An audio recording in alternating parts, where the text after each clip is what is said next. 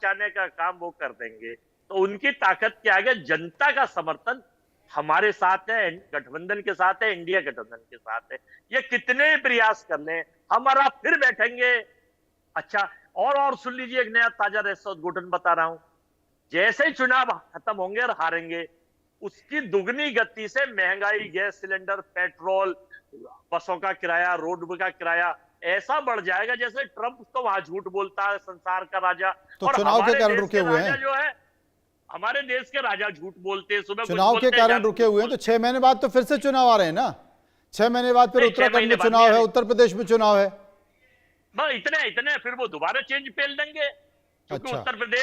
उत्तर प्रदेश की मैं भविष्यवाणी मैं नहीं कर रहा, लेकिन लोग बता रहे हैं मुझे, बीजेपी और आरएसएस के लोग, मुझे सूत्रों से पता चली। अब कितना सच्चे कितना झूठ है तो उस पर जाने, कि नंबर 1 और नंबर 2 यूपी से खत्म करना चाहते हैं। उन्होंने कह दिया है कि 18 सरकार हमारी है, देश में 18 स्टेट, एक स्टेट चला गया तो कोई मतलब हमें दिक्कत नहीं है, कोई आपकी दिक्कत नहीं है। सुन लीजिए आपके पार्टी की अंदरूनी खबर निकाल कर अजय जी बता रहे हैं। सर और सुन लीजिए, इनके और पास सुन लीजिए, और दिव्य दृष्टि से ये सारा भविष्य देख सकते हैं और ये बता देंगे कि आने वाले समय में किस किस चीज पे दाम बढ़ने वाले हैं, किस चीज के प्राइस कम होने वाले हैं। बड़ी कमाल की बात है, लेकिन इनको ये नहीं पता रहता है कि पश्चिम बंगाल में इनकी स्थिति क्या है। 0 सीट है इनकी, और 49 सालों से बंगाल कांग्रेस की सरकार नहीं आई है, और 35 सालों से बिहार यूपी में इनकी सरकार नहीं आई है, लेकिन इनके पास दिव्य दृष्टि है। भाई इतनी दिव्य दृष्टि है ना, तो कम से कम यहाँ का संगठन सही कर लीजिए।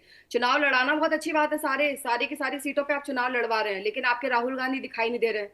उनके पास भी दिव्य दृष्टि होगी, बिना यहाँ पर आए चुनाव जीत जाएंगे बंगाल में। यहाँ पे प्रियंका गांधी नहीं दिखाई दे रही है, उनके पास भी दिव्य दृष्टि होगी, आपने दी होगी कि यहाँ पर बिना आए चुनाव जीत जाएंगे। बंगाल के किसी मुद्दों से कांग्रेस को कोई लेना देना है क्या? आजकल मेडिकल कॉलेज के इंसिडेंट से लेकर आज तक जितनी भी घटनाएं यहाँ पे घटित हुई हैं, हिंदुओं के घर जलाए गए हैं, इनके एक भी नेता ने कोई बोलने की, एक शब्द बोलने की हिम्मत नहीं की। इनकी पूरे देश में यात्रा चल रही थी राहुल गांधी में, बंगाल में पांव रखने की हिम्मत नहीं हुई। अरे दिव्य दृष्टि तो छोड़िए, कम से कम इतनी तो शक्ति लाइए कि विपक्षी नेता होने के नाते नेशनल, उनको कम से कम बंगाल के मुद्दों पर लोगों के साथ आके खड़े होने की भी तो शक्ति होनी चाहिए। कम से कम वो भी छोड़ दीजिए, अपने जो उनके काडर है, उनके कार्यकर्ता है, उनको मोटिवेट करने के लिए 2 लाइन बोलने के लिए ही आ जाते राहुल गांधी। इतनी भी डर और किस बात अजय की? जी, आज मुझे कोई बता रहा था कि भाई प्रियंका गांधी, तो देखिए प्रियंका गांधी केरल से सांसद हैं, लेकिन प्रियंका गांधी को केरल की बजाय असम में लगा दिया गया, जहां पर जीतने की संभावना है नहीं। देखिए मैं आपको बताऊं मनोज जी, 9 तारीख तक चुनाव थे पुडुचेरी में, केरलम में और असम। हमारे सारे नेता, हमारे अध्यक्ष, राष्ट्रीय अध्यक्ष, स्टार प्रचारक, सारे लोग प्रायोरिटी पे वहां लगे हुए थे। बंगाल जो है माँ दुर्गा, माँ काली का स्टेट है, और बंगाल में अब हमारे सारे नेता आएंगे जनता के मुद्दे। आज हमारी CWC की बैठक हुई, उसमें सबसे पहले तो ये निर्णय लिया गया कैसे रणनीति बनानी है। दूसरा निर्णय लिया गया कि सरकार जो बेवकूफ बनाने के लिए 3 दिन का सेशन लोकसभा का रखा है, सारे MP चूंकि अपने क्षेत्र में है, इनका टारगेट केवल बंगाल को किस तरह से सामदाम दंडभेद करके हासिल करने का है, जो जनता ने इनके सपने चकनाचूर कर दिए। चलिए, वो सपने चकनाचूर होंगे कि नहीं होंगे ये तो बात की बात है, ये तो परिणाम तय करेगा। लेकिन फिलहाल बहुत बहुत शुक्रिया करूंगा सभी लोगों का जो मेरे साथ इस